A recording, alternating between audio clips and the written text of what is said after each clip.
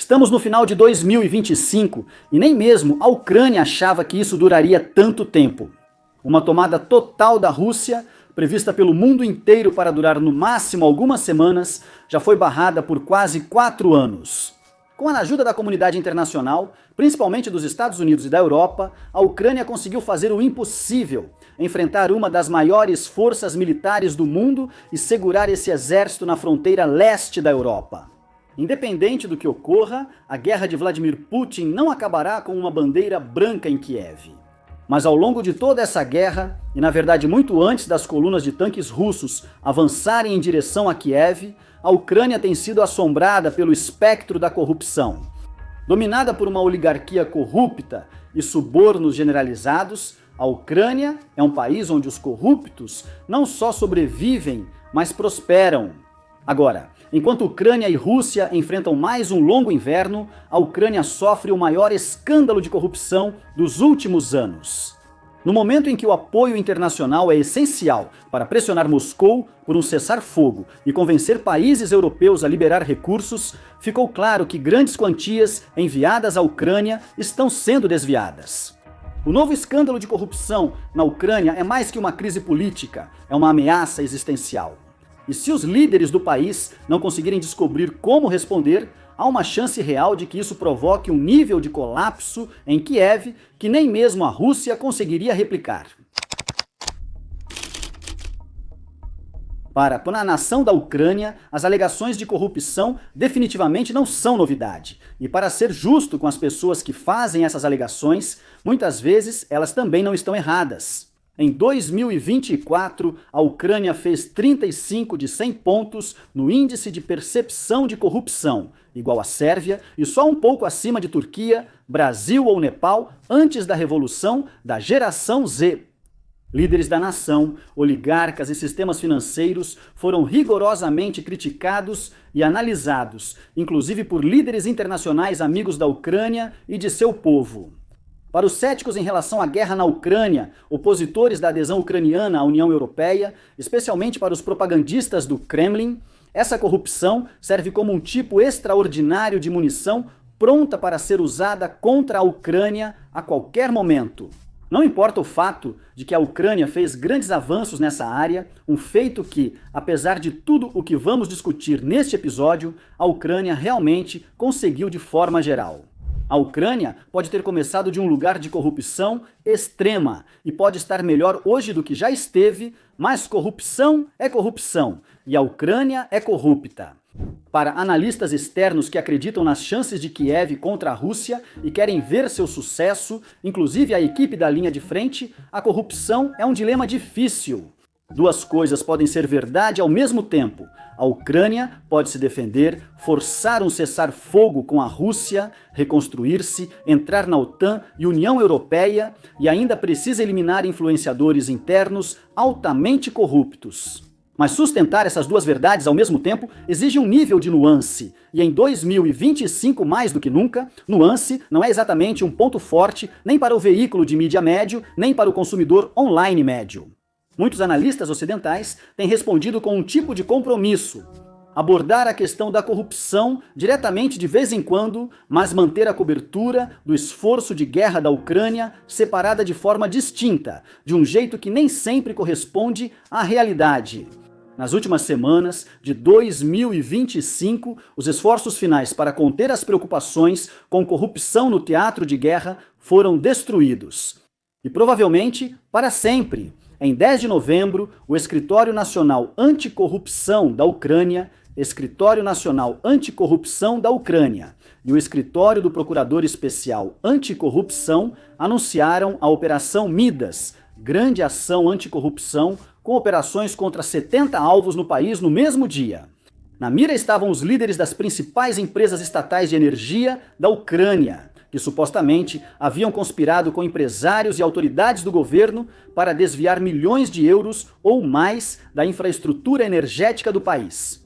De acordo com o Escritório Nacional Anticorrupção da Ucrânia, as investigações duraram um total de 15 meses, durante os quais mais de 1.000 horas de ligações foram grampeadas e toda a equipe do escritório trabalhou com um foco absoluto, o que demonstra a enorme escala do trabalho investigativo necessário para desvendar o esquema. Afirmar que o suposto esquema de corrupção visava apenas a infraestrutura energética ucraniana ignora um contexto importante. Durante a invasão da Ucrânia, Moscou tem focado em atacar a infraestrutura energética ucraniana sempre que possível, principalmente com a chegada do rigoroso inverno do leste europeu. O país tem sido assolado por longos e frequentes apagões como resultado de ataques com mísseis e drones, e seu governo gasta constantemente para proteger o que pode e reconstruir o que é necessário. Esse dinheiro não vem só do contribuinte ucraniano. Apoiar o setor de energia da Ucrânia tem sido prioridade para os apoiadores estrangeiros, com euros e dólares enviados nos últimos anos para garantir que os ucranianos não morram de frio em casa. Por isso, a corrupção revelada pela Nabu chocou tanto o povo ucraniano e seus aliados no exterior. Segundo a organização, o esquema era liderado pelo empresário Timur Mindik, próximo ao presidente ucraniano Vladimir Zelensky, e ex-coproprietário da antiga produtora de filmes de Zelensky, Kvartal 95. Mindik atuou como articulador político de Zelensky por anos. O esquema também envolvia um ex-vice-primeiro-ministro, Oleksiy Chernyshov, outro aliado próximo de Zelensky. O atual ministro da Justiça da Ucrânia, Herman Halishchenko, foi apontado como um suspeito de destaque. Halishchenko foi ministro de Energia até recentemente e renunciou ao cargo junto com a ministra Svetlana Hrinchuk. Ela não foi alvo das primeiras operações, mas teria passado 3 noites no apartamento de Halishchenko em julho e agosto, durante a investigação secreta do esquema, e foi indicada para um cargo por outra pessoa investigada. Essa pessoa era Ihor Mironiuk, ex-vice-chefe do Fundo de Propriedade Estatal da Ucrânia. Também está implicado Dmitro Bazov, ex-chefe do Departamento de Segurança da empresa estatal de energia nuclear da Ucrânia, Energoatom. No total, acredita-se que o esquema resultou no desvio de valores aproximadamente equivalentes a 100 milhões de dólares americanos. E esse número pode crescer conforme a investigação avança. As implicações são impressionantes e, como afirmou uma reportagem da revista The Economist, dolorosas.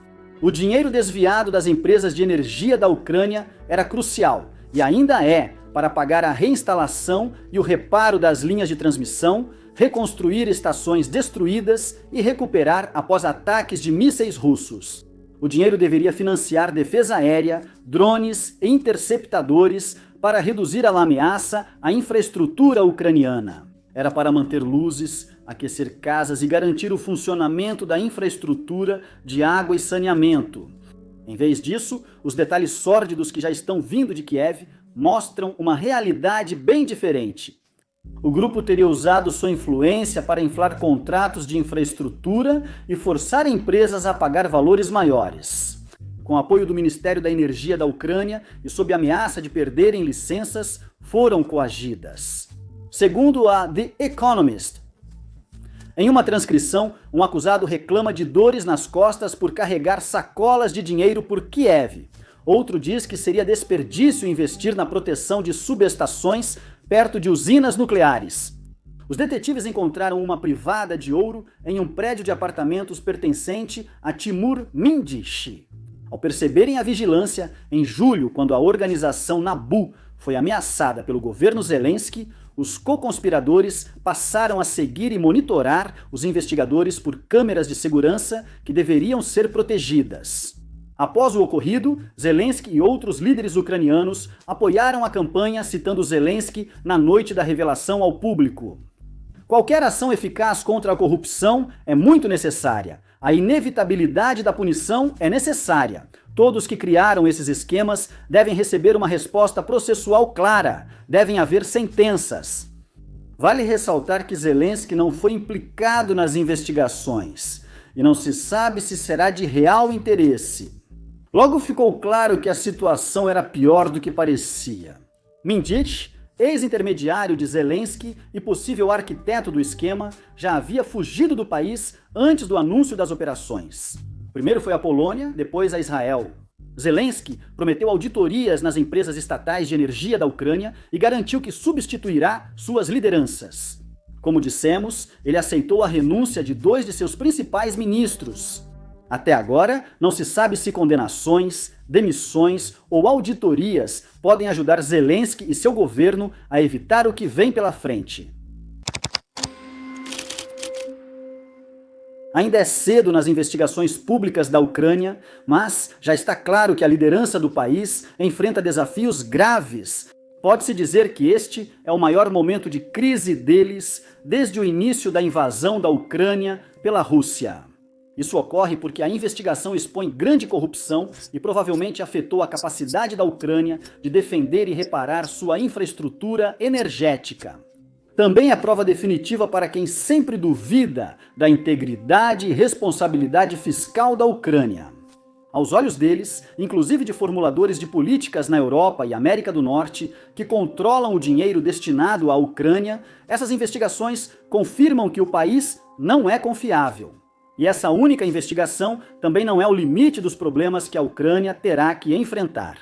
Atualmente, há 2 investigações em andamento, uma sobre a Energoatom e outra sobre corrupção ligada a contratos militares superfaturados. O ministro da Defesa da Ucrânia deve ser alvo de uma operação em breve, e talvez já tenha sido quando este episódio for ao ar. Também não se espera que essas sejam as únicas operações que ocorram nos próximos meses, já que as consequências da Operação Midas continuam a se espalhar. Como exemplo da proximidade desses escândalos, o suposto líder Timur Mindich teve seu primo Leonid tentando fugir da Ucrânia em junho, após ser acusado de desviar cerca de 16 milhões de dólares de outra empresa de energia ucraniana. Se esse caso e o mais recente estiverem ligados, essa informação ainda não foi tornada pública. Em outro caso, Mindich pode ter participado de um esquema com a Firepoints, maior fabricante de drones da Ucrânia e produtora do novo míssil de cruzeiro Flamingo. Claro, não é certo que todos os altos líderes da Ucrânia estavam envolvidos no esquema. Segundo a The Economist, fontes do governo afirmam que o presidente Volodymyr Zelensky ficou abalado com o tamanho das acusações contra pessoas próximas. As opções de Zelensky são ruins. Ou ele sabia do esquema e era cúmplice, ou não sabia e era manipulado por pessoas próximas. Outros atores políticos na Ucrânia não só buscaram se distanciar, mas também pressionaram Zelensky a agir firmemente contra qualquer suspeita de corrupção, visando resolver o problema e garantir a sobrevivência do governo. Mas agora, qualquer luta por sobrevivência será difícil. A organização que revelou o esquema, o Escritório Anticorrupção, Escritório Nacional Anticorrupção da Ucrânia, foi recentemente alvo do governo e parlamento da Ucrânia, que tentaram retirar sua independência, alegando possível influência russa. Esses esforços só falharam devido a protestos públicos em massa, revelando a corrupção ucraniana como não se via desde o início da invasão russa.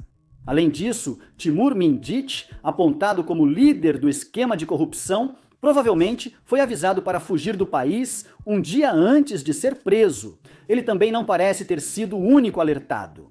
Diversos investigados tomaram medidas pouco antes das operações. Certamente não é impossível que Zelensky e outros altos funcionários realmente tenham as mãos limpas em tudo isso, mas agora eles assumiram um fardo pesado mesmo assim.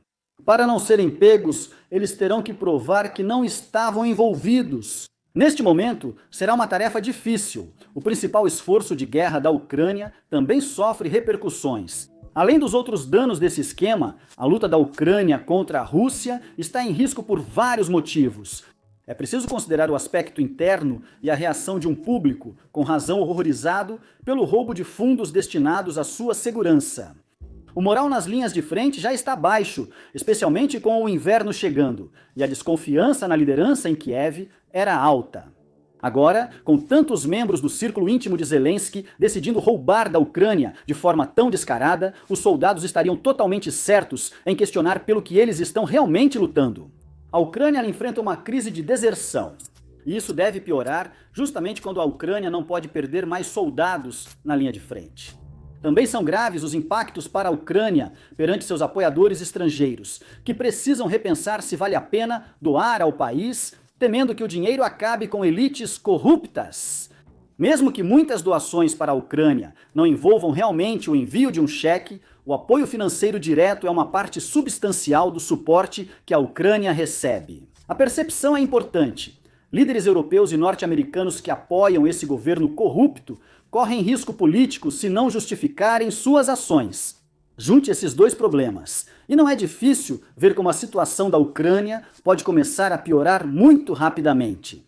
Se os soldados começarem a desertar das linhas de frente, ao mesmo tempo em que as nações ocidentais começarem a enviar quantidades cada vez menores de equipamentos militares, a posição precária da Ucrânia na zona de conflito pode começar a desmoronar. Some isso a imensa pressão que a Rússia está colocando sobre a cidade de Pokrovsk e outras áreas da linha de frente, e alguns pequenos deslizes aqui e ali podem rapidamente fazer a situação se deteriorar, talvez completamente fora do controle da Ucrânia. E mesmo que isso não aconteça imediatamente, há outro problema a considerar. Esse escândalo pode possivelmente derrubar o governo de Zelensky. Se isso ocorrer, não há limite para quantas formas a situação pode piorar. Não que Zelensky e seus generais sejam estrategistas perfeitos, mas até mudanças bem intencionadas em situações sensíveis podem causar grandes problemas inesperados. Se uma nova administração superestimar sua capacidade de mudar a estratégia do país, nomear generais que calculam mal as mudanças no campo de batalha ou tentar cessar fogo, reduzindo o esforço de guerra, os resultados podem ser desastrosos. Não importa o que aconteça, uma coisa é muito clara: a Ucrânia está enfrentando uma situação extremamente difícil. Esse escândalo de corrupção não é apenas uma vergonha, é uma ameaça existencial para a nação em um momento em que a Ucrânia já está lidando com tantas ameaças existenciais quanto pode suportar. Os líderes do país precisam encontrar uma saída para isso e encontrar uma forma de tranquilizar tanto o povo ucraniano quanto seus apoiadores internacionais de que a Ucrânia é uma nação pela qual vale a pena lutar. Se não fizerem isso, aumentam as chances de a Rússia ver uma bandeira branca sobre Kiev pela primeira vez em anos. Obrigado por assistir.